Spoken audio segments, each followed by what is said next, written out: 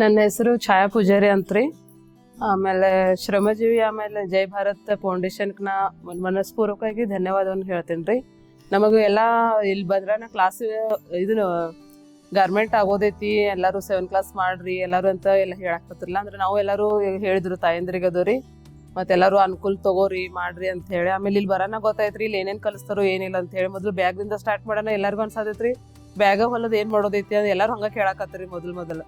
ಆಮೇಲೆ ಬ್ಯಾಗ್ದಾಗ ನಾವು ಹಿಂಗೆ ಹೊಲಿತಿದ್ರಲ್ಲ, ನಮಗೆ ಸ್ಟಿಚಿಂಗ್ ಹಿಂಗೆ ಗೊತ್ತಿಲ್ಲಾಗೈತ್ರಿ. ಇಲ್ಲಿ ಬರೋ ನಾವು ಸ್ಟಿಚಿಂಗನ ಬೇರೆ ಐತ್ರಿ, ಎಲ್ಲ ಅಂಗಡಿಯಿಂದ ತಂದಿದ್ದು ಹೊಲಿಗಿದ್ ಹೆಂಗಿರ್ತೈತ್ರಲ್ಲ ಆ ಟೈಪ, ಮತ್ತೆಲ್ಲ ಹೊಲಿಯೋದನ್ನು ಎಲ್ಲ ಸಿಸ್ಟಮನ್ನು ಬೇರೆ ಐತ್ರಲ್ಲ. ಅಂದ್ರೆ ಒಂಥರ ಅಕ್ಯುರೇಟಾಗಿ ಎಲ್ಲ ನಮಗೆ ಹೊಲಿಗೆ ಹೆಂಗೆ ಕಲಿಬೇಕು ಅನ್ನೋದೆಲ್ಲ ಸಿಕ್ಕಿತ್ರಿ ಇಲ್ಲಿ.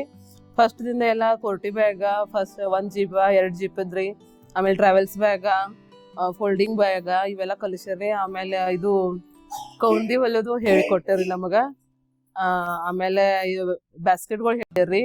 ಆಮೇಲೆ ಡ್ರೆಸ್, ಕಾಲರ್ ಡ್ರೆಸ್, ಸಾದಾ ಡ್ರೆಸ್, ಎಲ್ಲ ಡಿಸೈನ್ ಡ್ರೆಸ್ಗಳ್ರಿ. ಆಮೇಲೆ ಬ್ಲೌಸ್ಗಳದು ಹೇಳ್ಕೊಟ್ಟಿದಾರೆ. ಇದ್ರಿಂದ ನಮಗೆ ಭಾಳ ಅಂದ್ರೆ ಭಾಳ ಅನುಕೂಲ ಆಗೈತ್ರಿ.